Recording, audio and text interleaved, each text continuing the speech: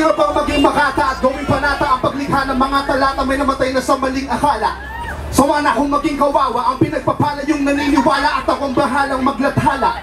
Isang bathala na magliligtas, ganito ang pagbigkas. Walang sayang na butil ng bigas. Ito'y wagas na parang tubig sa bukid. Pinag-ugnayan ng lubid sa lubid, ang tugmayokit sa putik. Lahat pinag-isipan ng maraming beses. Suwabi ang bitaw, parang galaw ni Virgil Meneses. Parang telekinesis, black magic at kulang.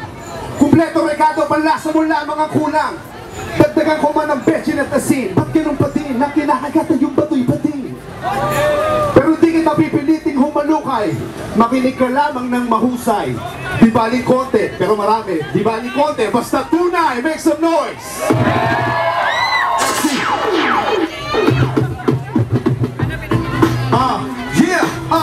So your hands up, taas ang mga kamay. This one is called Feeling Close. Dedicated sa lahat ng mga tao dito. Sa lahat na nagpa-Facebook, Twitter, Friendster.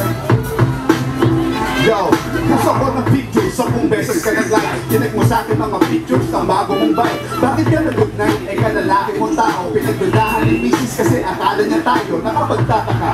Iba bilat na kita, nagpalit lang ng pangalan. Ikaw din pala, puro komento. Lagi ba ang singit ang singit? Tuwing nakikita ko mukha mo, naku nakakapisit. Tingnan naman siguro stalker. At di ka ba din? Bakit ba may gantong tao? Nakakapraning. Pwede bang tumigil ka tayo ko ng ganyang asta? Mainit ang ulo at baka hindi kita matansya. Huwag kami FC, pag nagko-comment sa FB, nauso pang Friendster, lagi may testing. Sa Twitter, ikaw ang unang nag-follow. Di kita kilala, bakit feeling close ka masyado? Huwag kang FC, pag nagko-comment sa FB, nauso pang Friendster, lagi may testing. Sa Twitter, ikaw ang unang nag-follow. Di kita kilala, bakit feeling close ka masyado? Ilusot mo yung chatbox, ang sabi mo hi, ang sabi ko what's up, sagot mo sa akin ay smile.